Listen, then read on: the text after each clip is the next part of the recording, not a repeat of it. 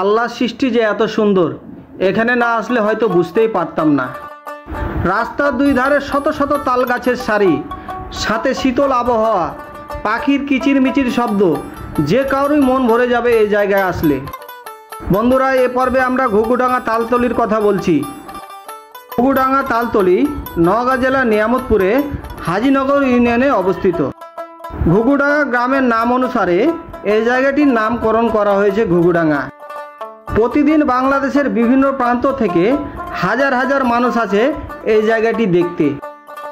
পরিবার পরিজন নিয়ে সময় কাটানোর মতো জায়গা এটি। বন্ধুরা, কি বলবো, জায়গাটি একেবারেই অসাধারণ।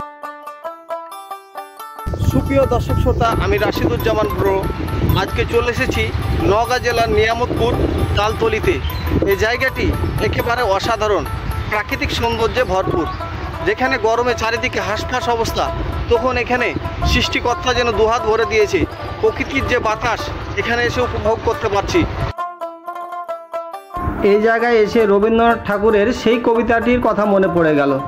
তাল গাছ এক পায়ে দাঁড়িয়ে, সব গাছ ছাড়িয়ে উঁকি মারে আকাশে। তাল গাছে শত শত বাবুই পাখি বাসা বেঁধেছে। অনেক গাছগুলোতে আবার তালও ধরেছে। এ সকল তালগুলি ভাদ্র মাসে পাকে। প্রতি বছর এই জায়গাটিকে কেন্দ্র করে ভাদ্র মাসে পিঠাপুলির উৎসব চলে। তখন বাহারি রকমের পিঠা তৈরি করা হয় এই জায়গায়। আমি যখন এই জায়গাটিতে ঘুরতে এসেছিলাম তখন সকালবেলায় সাধারণত বেশি লোকজন আসে না।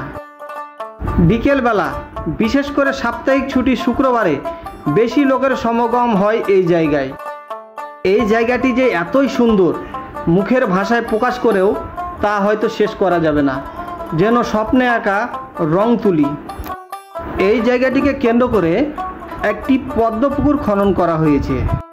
পুকুরের ধারে অসংখ্য দোকানপাট বসেছে, বিশেষ করে খাবার দোকান ও শিশুদের খেলনার দোকানই বেশি।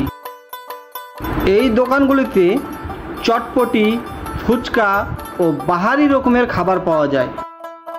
আমি এখানে এসে চটপটি আর ফুচকা খেলাম।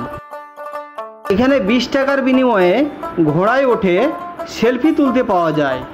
বাংলাদেশের আর কোথাও এরকম রাস্তার ধারে সারি সারি তাল গাছ লাগানো আছে বলে আমার জানা নেই। তোরা এই যে দেখতে পাচ্ছেন, শত শত লোক ঘুরতে এসেছে এই ঘুঘুডাঙ্গা তালতলিতে। সকালবেলা তাই লোক সংখ্যা অনেক কম। বিকেলবেলা হলে হয়তো লোক সংখ্যা আরও বাড়বে। যারা এই জায়গায় এসে ঝালমুড়ি খেতে চান তারা খেতে পারেন। এই জায়গার ঝালমুড়ির মান অনেক ভালো।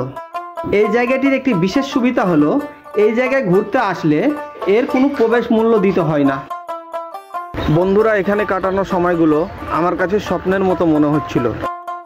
চারিদিকে বিস্তীর্ণ ফসলের মাঠ, 4-5টা সবুজ শ্যামল, সাথে সারিবদ্ধ তাল গাছ, যে কারোরই নজর কাড়বে।